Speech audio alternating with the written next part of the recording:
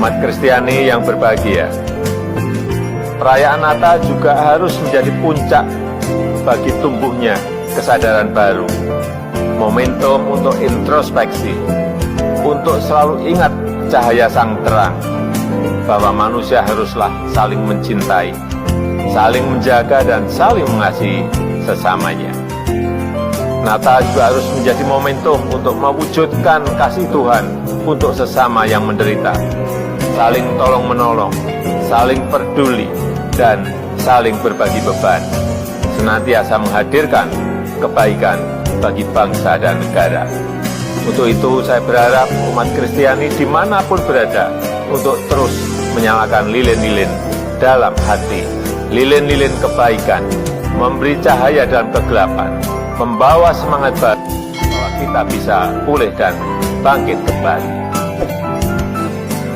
Selamat Hari Natal dan Tahun Baru. Semoga cahaya sang terang selalu menuntun setiap langkah kita. Terima kasih. Semoga Tuhan memberkati kita semuanya.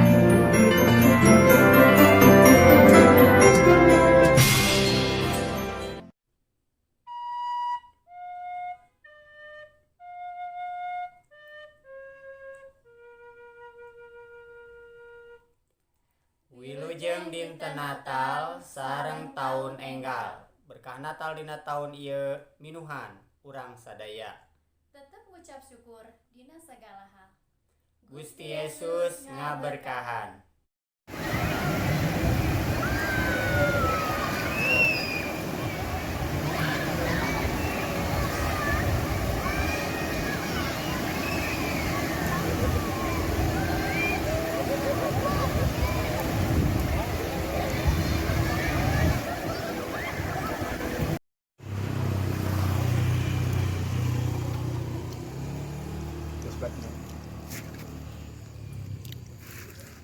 Video obat malam ini menikmati ikan bakar dan bokek bakar, mantap, luar biasa. Ayo tuh Itu sisa. Selamat Natal 2021 dan selamat menyongsong tahun 2022. Tuhan Yesus memberkati.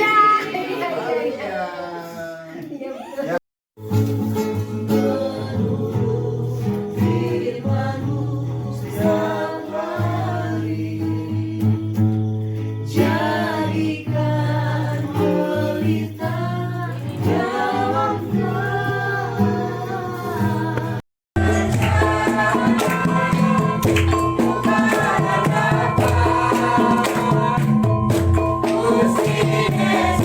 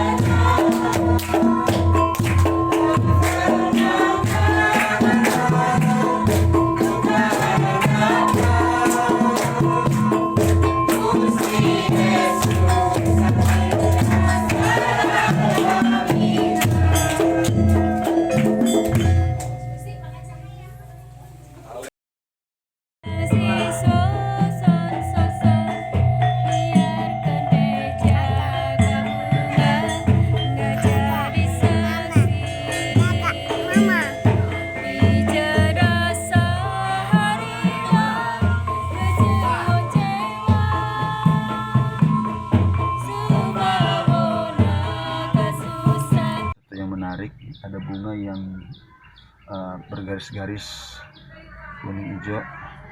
Ini unik, siapa tahu bisa kita bawa. Woi, kembangnya bagus. Cakep. Antara dua, minta, beli. Nah, ini dia. Aduh, tuh bunga bagus ya. Mana ada orang? Ada orang. Oh, berarti mar. Tuh suruh ambil mar. Ambil Jo.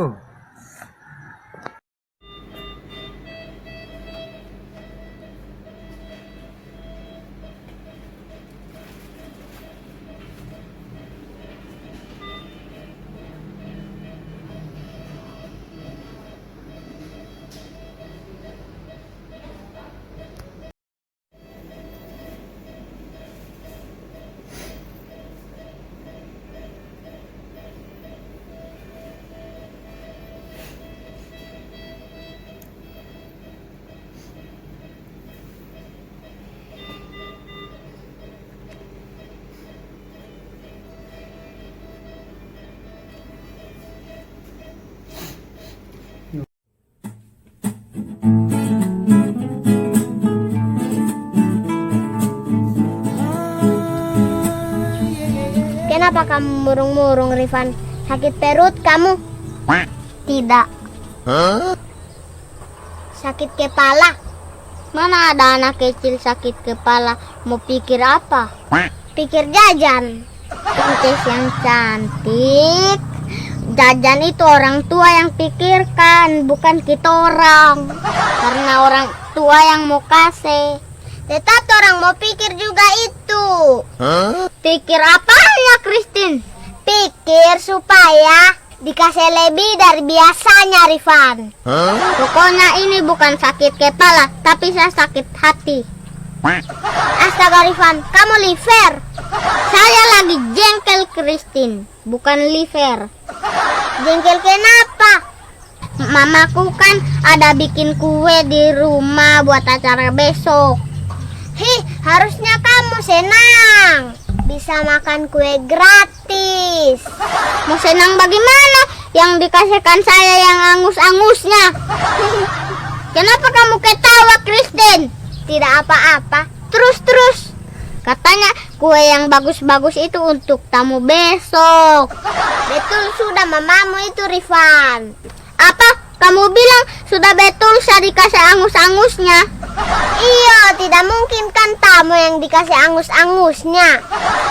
Christine, ibu guru bilang orang ini dalam masa pertumbuhan badan dan otak. Iya, memang betul. Terus kalau makan yang angus-angus mau bertumbuh badan dan otaknya torang. Yang benar aja kau. Betul juga kamu, Rifan.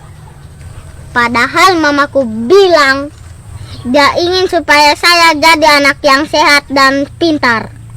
Betul. Mana ada anak yang sehat dan pintar dikasih terus kue angus. Christine, kamu juga pernah dikasih kue angus begitu? Pernah. Kamu makan? Apa boleh buat? Makanlah. Karena tamu adalah raja, harus dikasih yang terbaik. Tapi ibu guru bilang selain belajar, makanan juga sangat penting untuk perkembangan otak. Kasihan kan kalau orang makan yang angus-angus terus. Saya ada ide, Rifan, supaya orang dapat makanan yang terbaik. Apa, Christine? Orang tidak usah mau makan di rumah, Rifan. Maraju maksudmu? Bukan. Apa dan? Orang bertamu saja di rumahnya orang setiap jam makan. Betul itu. Christine bahas selalu benar. Tapi bikin malu itu. Yang betul, hentikan ibu-ibu yang sering kasih makan kue angus sama anak-anaknya. Setuju, Rifan. Soalnya yang saya tahu, tidak ada bapak-bapak yang kasih makan kue angus sama anaknya. Maksudmu apa, Rifan? Cuma ibu-ibu yang begitu. Kamu mau bawa-bawa lagi nama perempuan, Rifan? Kamu merasa tidak, Christine? Merasalah. Baguslah kalau kamu merasa. Sekarang kamu yang pancing-pancing saya, Rifan. Memang kenyataan begitu kok. Kenyataan apa? Kamu kalau so besar mau jadi ibu-ibu atau bapak-bapak? Ibu-ibu lah. So neto anak-anakku, kamu kasih makan kue angus itu. Apa kamu bilang, Rifan?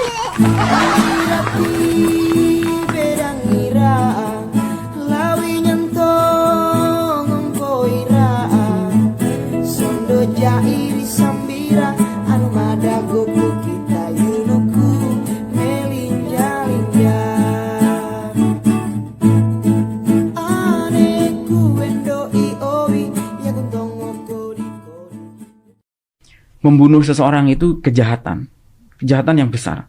Tapi ketika dibungkus dengan jihad, menjadi suatu hal yang dipandang mulia. Memukul orang itu perbuatan jahat. Tapi ketika dibungkus dengan amar ma'ruf nahi mungkar, menjadi suatu hal yang mulia. Di Suriah, berzina itu kejahatan agama. Tapi ketika dibungkus dengan jihad nikah, menjadi mulia. Mencuri itu juga kejahatan. Ketika dibungkus dengan kalimat faid, menjadi mulia. Merampok kejahatan, ketika dibungkus dengan ghanimah, menjadi mulia. Ini konsep-konsep agama yang disimpangkan oleh mereka.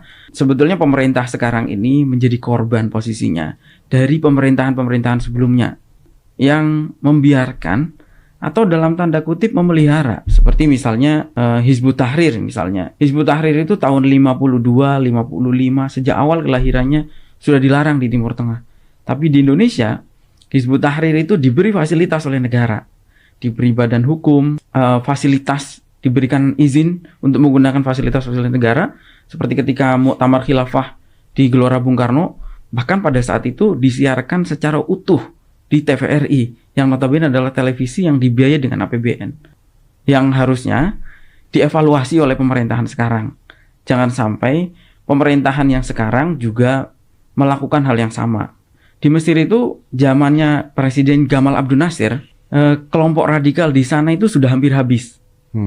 Tapi ketika Gamal Abdel Nasir itu jatuh, kemudian diganti oleh Presiden Anwar Sadat merangkul mereka karena butuh dukungan politik. Padahal ini kepentingan jangka pendek yang sangat merugikan pada jangka panjang. Akhirnya dia sendiri mati di tangan kelompok itu, dibunuh kan. Dan Anwar Sadat ini dibunuh oleh mereka. Yang sudah siap, yang ada di dalam kelompok Jamaah Islamiyah, anggotanya lebih dari 6.000. Tapi di lapisan bawahnya banyak sekali. Digabung dengan JAD itu bisa 17 ribuan. Dan itu orang yang sudah siap melakukan kegiatan terorisme. Ini politik bukan? Dengan agama sebetulnya bisa sangat efektif. Termasuk untuk melakukan perebutan jabatan politik. Suatu kejahatan apapun ketika dibungkus dengan agama akan terlihat mulia. Tapi mereka mempersempit makna jihad itu hanya serangan secara fisik kepada orang yang di luar kelompoknya. Misalnya pernah ada satu kasus pelaku bom itu adalah mantan preman yang pernah melakukan semua kejahatan mungkin dia pernah lakukan. Kalau datang kepada guru yang tepat, mungkin akan dinasehati untuk introspeksi, untuk evaluasi diri, dan seterusnya. Tetapi ketika datang ke guru teroris ini, dia justru dibilang bahwa dosamu ini sudah terlalu besar, dan gak akan ada yang bisa menghapus kecuali amaliyah jihad fisabilillah. Kebayang. Jadi ini saya dapat cerita dari Ali Imran, pelaku bom Bali. Sosiolog muslim itu pernah mengatakan bahwa kalau kamu mau mengelabui orang bodoh, maka bungkuslah sesuatu itu dengan agama. Itu diucapkan ribuan tahun yang lalu. Tapi sayangnya sejak saya pulang, terutama tahun 2016, itu saya melihat bahwa peristiwa-peristiwa yang pernah terjadi di Suriah ini di copy paste di Indonesia. Polanya sama, aktornya sama. Kenapa? Karena aktor radikal terorisme ini kan transnasional yang tidak mengenal batas negara. Contoh misalnya, di Suriah itu salah satu yang perang kan ISIS. Di Indonesia ISIS juga ada, JAD. Di Suriah yang perang salah satunya juga Al-Qaeda. Di Indonesia ada, yaitu Jamaah Islamiyah. Salah satu yang perang Hizbut Tahrir, di Indonesia juga ada Hizbut Tahrir Indonesia. Ikhwanul Muslimin juga ikut berperang, di Indonesia juga ada. Salafi Wahabi di Indonesia ada. Aktornya sama. Bahkan Indonesia beberapa kelompok dari kita yang menggalang donasi mengatasnamakan kemanusiaan itu banyak disalurkan untuk membeli senjata di Suriah. Simbol-simbol yang dipakai pun banyak memiliki kesamaan. Contohnya bendera tauhid. Kalau Om Deddy pernah dengar bendera tauhid, itu istilah yang tidak pernah dikenal 1400 tahun perjalanan Islam. Kenapa? Karena di Al-Quran tidak ada. Di hadis tidak ada. Di kitabnya para ulama pun tidak ada. Tapi munculnya perang Suriah memunculkan istilah liwa'ut tauhid, bendera tauhid. Tapi nama apa ini? Ini nama kelompok teroris yang berperang di Suriah. Namanya kelompok liwa'ut tauhid. Di Indonesia itu dipropagandakan oleh orang-orang Hizbut Tahrir.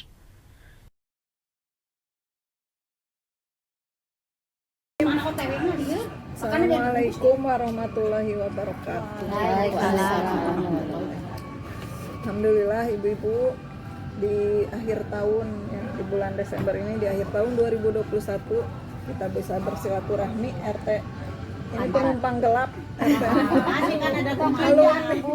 Alumni RT. Sesepuh, aduh. Double jong. Alhamdulillah bisa bersilaturahmi walaupun cuma seginiannya, cuma berapa. Alhamdulillah. Ya, alhamdulillah. Mudah-mudahan silaturahmi ini sesuai yang dicontohkan oleh Rasulullah, mudah-mudahan menambah rezeki, ya, rezekinya sudah banyak. Kemudian bisa apa lagi? Silaturahmi memperpanjang umur ya, memperpanjang usia. Dan mudah-mudahan usia kita selain panjang tapi juga barokah ya. Amin. Panjang oge aring teu barokah mah. Kemudian mudah-mudahan panjang, barokah, sehat, bahagia lahir batin, dunia akhirat. Amin. Mudah-mudahan juga silaturahmi kita di RT ini bisa saling menyemangati gitu ya, saling memotivasi dalam kebaikan, bukan saling saling menjatuhkan, saling melemahkan. Dan mudah-mudahan di antara kita saling memotivasi dalam kebaikan, karena ya hidup kita teh untuk berbuat baik ya, berbuat baik kepada tetangga ya, itu juga berbuat baik kepada tetangga itu juga menjadi salah satu jalan masuk ke dalam surga gitu ya. Bahkan kata Rasulullah, kalau Allah mengizinkan mah tetangga teh akan dijadikan sebagai pewaris, ahli waris gitu ya. Tapi Allah tidak menghendaki itu gitu, yang tetangga mah tetap tetangga, tapi itu menjadi salah satu jalan masuk ke dalam surga. Jadi kita dengan tetangga harus sekata, saling mendukung, saling menghargai, saling menghormati, saling menyayangi, saling peduli, saling mengerti,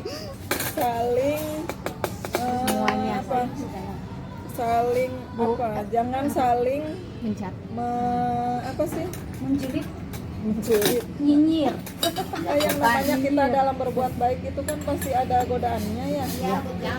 Pasti semua juga pasti pengen berbuat baik, yakin pasti semua orang pasti pengen berbuat baik.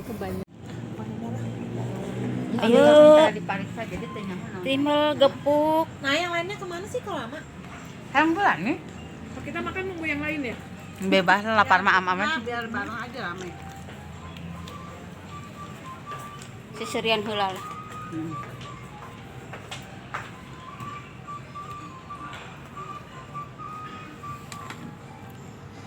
Juragan Aresan lagi ngitung.